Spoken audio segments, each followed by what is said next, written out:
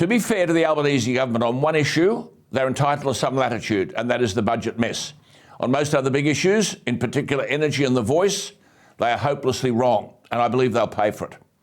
If you believe that, you shouldn't whisper it. But the Albanese government were left with a budget mess, though they can't complain because when all of this absurd coronavirus spending was going on, Labor put their hands up in agreement. Me too, they said, frightened to articulate another view. Now, we're swimming in debt. Well, come the May budget, about 10 million middle-income Australians will face one of the largest tax increases in history. The low and middle income tax offset, LMITO, will go.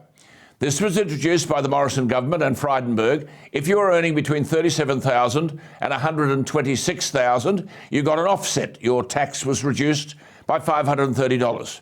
The offset was increased to $1,080 just ahead of the 2019 election. Spend money to buy a result. And then in March last year, a Liberal government, not long before the election, it's hard to believe a Liberal government throwing money around, Treasurer Frydenberg added another $420 to the offset, taking the total to $1,500, pumping $11 billion into the economy at exactly the wrong time. Interest rates started to go up and they've barely stopped.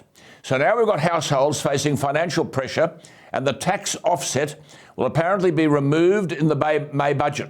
And this, understandably, will help to bring down the budget deficit. Now, I'm not opposed to this decision, even though no mention was made of it by Labor during the election campaign. It is a tax increase, but expenditure must be cut. This sort of handout should never have been contemplated by a Liberal government.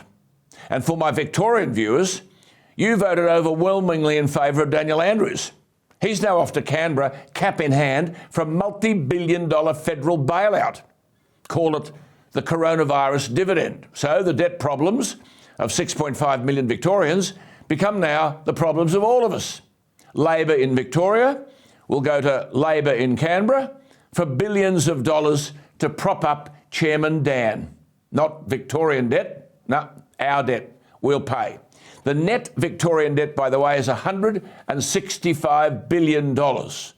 In 2025-26, the Victorian debt, this is Andrews, he won more seats at the last election than they did in the previous one. Everyone voted for him.